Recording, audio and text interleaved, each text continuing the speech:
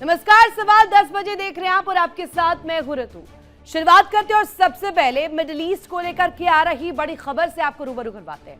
दशकों से ट्रंप और नेतन्याहू की दोस्ती पूरी दुनिया के लिए मिसाल बनती आ रही है, चाहे युद्ध का मैदान हो या फिर समझौते का टेबल। दोनों ने मिलकर सभी गिले शिकवे दूर किए और एक दूसरे को गले लगाकर दुनिया को बताया कि ये वो दोस्ती है जो कभी छूटेगी नहीं। लेकिन ईरान के साथ युद्ध के दौरान इस दोस्ती में दरार पड़ने लगी है। अब हालात ऐसे बन गए हैं कि अमेरिकी अधिकारी इजराइल दौरे पर साधारण मोबाइल फोन की जगह बर्नर फोन इस्तेमाल कर रहे हैं, यानी कि ऐसे फोन जिन्हें कुछ समय बाद नष्ट या बंद कर दिया जाता है, जिससे किसी तरह की जासूसी या डेटा लीक का खतरा कम हो सके। यानी कि अमेरिका को अब जासूसी का डर सता रहा है। अमेरिका की इस हरकत से एक बात तो साफ हो गई कि उसके लिए चीन और इजराइल अलग अलग नहीं है, वो दोनों को एक ही नजर से देख रहा है। वॉशिंगटन और तेल अवीव के रिश्ते में बढ़ती खटास अब दुनिया के सामने आ गई है। एक रिपोर्ट के मुताबिक अमेरिकी रक्षा विभाग ने इजराइल को लेकर जो खुलासे किए हैं, उसने टेंशन का लेवल और बढ़ा दिया है। अमेरिका की ओर से यह फैसला ऐसे समय पर आया जब ईरान युद्ध, लेबनान और मध्य पूर्व की राजनीति को लेकर डोनाल्ड ट्रंप और बेंजामिन नेतन्याहू के बीच गंभीर मतभेद सामने आने लगे। बीते दिनों ट्रंप ने फोन पर नेतन्याहू को गालियों से नवाजकर अपनी दोस्ती के बीच दरार का एक सबूत भी पेश कर दिया। अब इसके रुझान भी आने शुरू हो गए। एक रिपोर्ट के मुताबिक अमेरिकी अधिकारियों को अब डर सता रहा है। इजरायली एजेंसियां ट्रंप प्रशासन की अंदरूनी चर्चाओं और सैन्य रणनीतियों पर भी नजर रखने की कोशिश कर रही है। ये वजह इस तरीके से देखिए कि यही वजह है कि इजराइल यात्रा के दौरान अमेरिकी प्रतिनिधियों को बेहद सतर्क रहने की सलाह दी गई। रिपोर्ट में बड़े बड़े दावे सामने आए। दावा किया गया कि कई वरिष्ठ अधिकारी होटल के कमरों में भी खुलकर बातचीत नहीं करते, वो अस्थायी कंप्यूटर्स और बर्नर फोन्स का इस्तेमाल कर रहे हैं। इससे साफ साफ जाहिर होता है कि ट्रंप के दिल में नेतन्याहू के लिए अब जगह नहीं रही है। अमेरिकी रक्षा खुफिया एजेंसी DIA और इसको लेकर के जो रिपोर्ट सामने आ रही है, इसमें बड़े बड़े खुलासे हुए हैं। इजरायली खुफिया एजेंसियां अमेरिकी राष्ट्रपति डोनाल्ड ट्रंप और उनके वरिष्ठ अधिकारियों की कूटनीतिक जासूसी कर रही है। अमेरिका के रक्षा मंत्रालय ने इजराइल के खिलाफ किस तरीके से यहाँ पर जो दरार है वो सामने पेश की है, वो भी आपको दिखाते हैं। ट्रंप नेतन्याहू की दोस्ती में कैसे दरार। अमेरिका ने इजराइल पर जासूसी का शक जताया है कि लगातार जासूसी की जा रही है। मोसाद की जासूसी क्रिटिकल लेवल तक पहुंच चुकी है और ये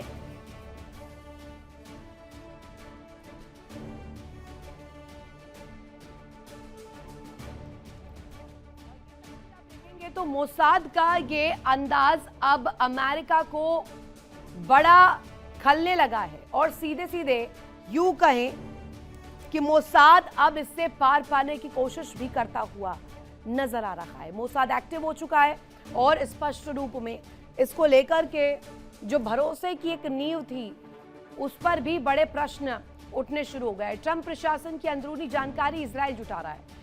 ईरान युद्ध पर अमेरिकी रणनीति जानना चाहता है इजराइल। इसके साथ साथ आपको बता दें, अमेरिका के रक्षा मंत्रालय ने इजराइल के खिलाफ काउंटर इंटेलिजेंस खतरे के स्तर को बढ़ाकर क्रिटिकल कर दिया है। इसके बाद ट्रंप और नेतन्याहू की दोस्ती में दरार की चर्चा जोर पकड़ने लगी। अमेरिका ने इजराइल पर जासूसी का शक जताया। मोसाद की जासूसी क्रिटिकल लेवल तक पहुंच गई और यही वजह है कि अब इस पूरे मुद्दे पर कई दफा चर्चाओं का दौर भी शुरू हो चुका है। इसी पर करेंगे बड़ी चर्चा। हमारे साथ खास मेहमान जुड़े हुए हैं, तारुफ करवा दूं आपका। ग्रुप कैप्टन आशीष साय सर हमारे साथ कनेक्ट है, कर्नल देव आनंद सर हमारे साथ जुड़े हुए हैं और करोड़ी सर विदेश मामलों के जानकार हमारे साथ कनेक्ट हैं। सभी का तहे दिल से स्वागत। सबसे पहले साय सर, ट्रंप नेतन्याहू की तो दोस्ती के पुल बांधे जाते थे, ऐसी दोस्ती जो पूरी दुनिया में वर्ल्ड ऑर्डर का एक का हिस्सा था, एक धड़ा था। अब ये दोस्ती में दरार पड़ने की सबसे बड़ी वजह आप क्या मान रहे हैं, और क्या असल मायने में जो दिख रहा है वही है? जय हिंद। और आखिरी पोर्शन आपके क्वेश्चन का वहां से शुरू करूंगा रितु। क्या वही है? Not at all. यूएसए और इजराइल की जो गठबंधन है वो आज की नहीं है, अक्रॉस द पार्टी लाइन्स है, अक्रॉस द नेशंस है, और इजराइल में बहुत एफ्लुएंट हैं। ये पहली बार हुआ है कुछ चंद दिनों पहले कि इजराइल डे परेड में न्यूयॉर्क का मेयर मंदानी नहीं गया, नहीं तो 62 सालों से जो लार्जेस्ट जू कम्युनिटी किसी एक शहर में रहती है आउटसाइड यूएस, आउटसाइड इजराइल, वो न्यूयॉर्क है, और वहां इजराइल डे मनाते हैं। सारे अमेरिकन उसमें हिस्सा लेते हैं, mayor is a part of it. तो इस किस्म का गठबंधन है। अब कुछ लोगों को लग रहा है कि ये गड़बड़ है और ज्यूज बहुत पावरफुल हो गए, और इस वजह से एक बहुत मेजर लॉबी जो एंटी ट्रंप या एंटी रिपब्लिकन बोले, एंटी अमेरिकन बोलता हूं मैं उनको, वो ये कोशिश कर रही है कि इन दोनों के बीच में रिफ्ट पैदा किया जाए। आप क्रोनोलॉजी देखें कि पहले वो बोलते हैं कि इन्होंने डांट लगाई, ट्रंप ने नेतन्याहू को डांट लगाई, और वो अक्रॉस उसी मीडिया के अक्रॉस फ्लोट किया जो एंटी अमेरिकन है। इवेंचुअली उनमें से कुछ, सीएनएन हो या न्यूयॉर्क टाइम्स हो, मैं खुले तौर पे कह सकता हूं उनके टेंटिकल्स इंडिया तक फैले हुए हैं। How to disturb the statehood. Spying is a part of statehood, ये चाणक्य के समय से है। तो स्पाइंग होती है, मैं उसको डिनाई नहीं कर रहा। बहुत पॉसिबल है कि काउंटर इंटेलिजेंस ऑपरेशंस करता होगा इजराइल, बिकॉज इजराइल को भी पता है कि पेंटागन में भी ऐसे लोग हैं जो लेफ्ट लीनिंग हैं। यही सारी प्रॉब्लम है ट्रंप की या रिपब्लिकन्स की या अमेरिका की, कि लेफ्ट लीनिंग लोग वहां पिछले 2-3 दशकों में बढ़ते चले गए हैं, क्योंकि उनको कॉम्प्रोमाइज किया गया है, उनको पोजीशंस दी गई हैं, पैसे दिए गए हैं, चाहे वो सोमालिया के हों, चाहे वो ईरान के हों, या बहुत से ऐसे, जैसा कि फ्रांस और इंग्लैंड में आप देखते हैं, स्पेन, ऑस्ट्रेलिया, सब कॉम्प्रोमाइज हैं। तो ये एक मेथोडिकल कोशिश है रिफ्ट पैदा करने की बिटवीन ट्रंप एंड नेतन्याहू, या अमेरिका एंड इजराइल बोल सकते हैं आप। इसमें आप देखें इसकी रिपोर्टिंग किसने करी है, सीएनएन, न्यूयॉर्क टाइम्स, ये अमेरिका का रिपोर्ट नहीं है। और इन्होंने पेंटागन के किसी ऑफिशियल को कोट किया है कि उन्होंने क्रिटिकल लेवल पे कर दिया है स्पेनाज नहीं, स्पाइंग, काउंटर इंटेलिजेंस, कि इजराइल हमारे ऑफिशियल की, इंक्लूडिंग विटकॉफ का नाम दे रहे हैं।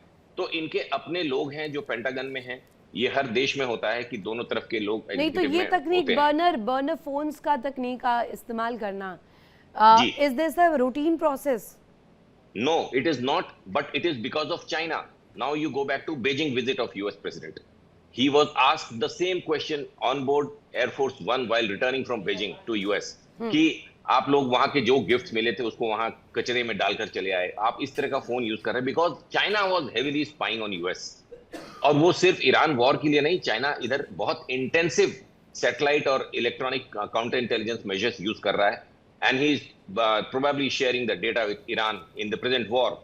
तो ये सारा फोकस, ये जो फोन यूज कर रहे हैं, सही बात है। ये सही बात है कि पेंटागन के हेडक्वार्टर्स में इनकी मिलिट्री प्लानिंग ऑनलाइन नहीं हो रही है, पिछले 1 दशक से इन्होंने रोक रखा है। ये ऑफलाइन प्लानिंग करते हैं क्योंकि इनको इतना डर है कि ये साइबर अटैक में लीक हो जाएगा। लेकिन at the same time Trump के टेक ओवर के ठीक 2-3 महीने के बाद इनकी जो टॉप लीडरशिप है, including the vice president, secretary of defence, इन्होंने हूतीज के एक हमले को जो अमेरिका सडनली करना चाहता था with a number of aircraft, just 1 साल पहले की बात कर रहा हूं रितु, उसको इन्होंने व्हाट्सएप चैट नहीं, एक चैट है इनका, व्हाट्सएप की तरह का एक ग्रुप है, उस पे इन्होंने डिस्कस किया था कि we are going to hit and the boss has agreed. और वो चैट कॉम्प्रोमाइज हो गई थी क्योंकि उसमें इन्होंने एक लेफ्ट लीनिंग बंदे को बाय मिस्टेक जोड़ दिया था। तो यहाँ भी इडियट्स की कमी नहीं है, बट ये फैक्ट है कि ये ऐसे फोन सब यूज कर रहे हैं जिनको ट्रैक करना इम्पॉसिबल है। नहीं, आपने बहुत अच्छा जिक्र किया है, इडियट्स की कमी नहीं है, लेकिन क्या ये सिर्फ और सिर्फ ये वो वाली कहावत से जोड़ दे क्या कि एड़ा बनकर पेड़ा खाने की कोशिश की जा रही है? जानबूझकर दुनिया को दिखाया जा रहा है कि दोस्ती में अब दरार एक फूट पड़ चुकी है। इसका फायदा कौन लेगा? आनंद सर, जरा आप मुझे समझाइएगा कि अगर ऐसी कोशिश होती है, अगर इसमें जरा सी भी सच्चाई, अगर कोई भी किसी भी ग्राउंड पर हकीकत माने कि ट्रंप और नेतन्याहू अलग अलग रास्ते पे चल रहे हैं, स्पाई कर रहे हैं एक दूसरे की, तो ये सबसे बड़ी खुशी की वजह किस देश के लिए बनेगा अगर हकीकत है तो? रितु जी नमस्कार, आपका धन्यवाद और आपके दर्शकों को मेरा प्रणाम।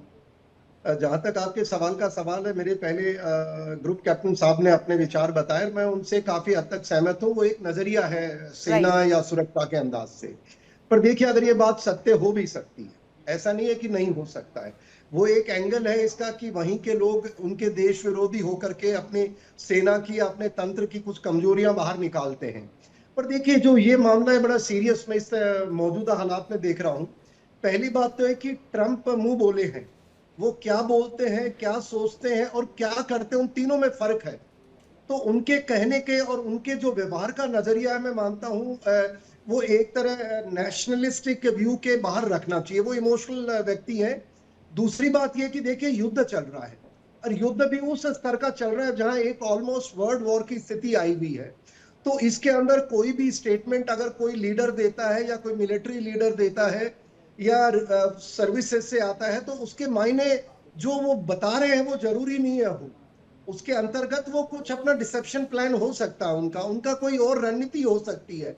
उससे भी हम एक तरह मुंह नहीं मोड़ सकते, पॉसिबिलिटी है। अब तीसरी बात है कि मान लो इन दोनों के बीच में कुछ है, बिल्कुल जरूर होगा, क्योंकि युद्ध जब शुरू होता है, देखिए हर कंट्री के जो इंटरेस्ट हैं, मैं कई बार सुनता रहता हूं चैनल्स पे, हम बात करते हैं, भावुक हो जाते हैं। पर ये बताओ कि जब हम कोई भी कार्रवाई शुरू करते हैं, वो जरूरी नहीं है कि उसका एंड रिजल्ट वही हो जो हमने प्लान किया हो। Absolutely. और मिलिट्री में हम सर्विसेज में बताते हैं कि every plan has a alternate plan, एक काउंटर उसका चलता रहता है।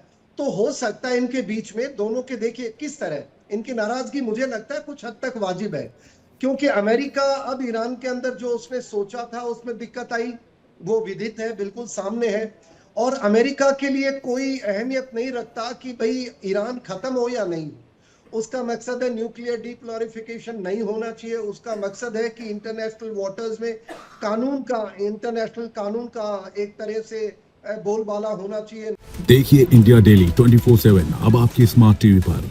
इंडिया डेली मौजूद है सभी डिजिटल प्लेटफॉर्म पर लाइव और लगातार। इंडिया डेली 24/7 हर दिन राष्ट्र को समर्पित।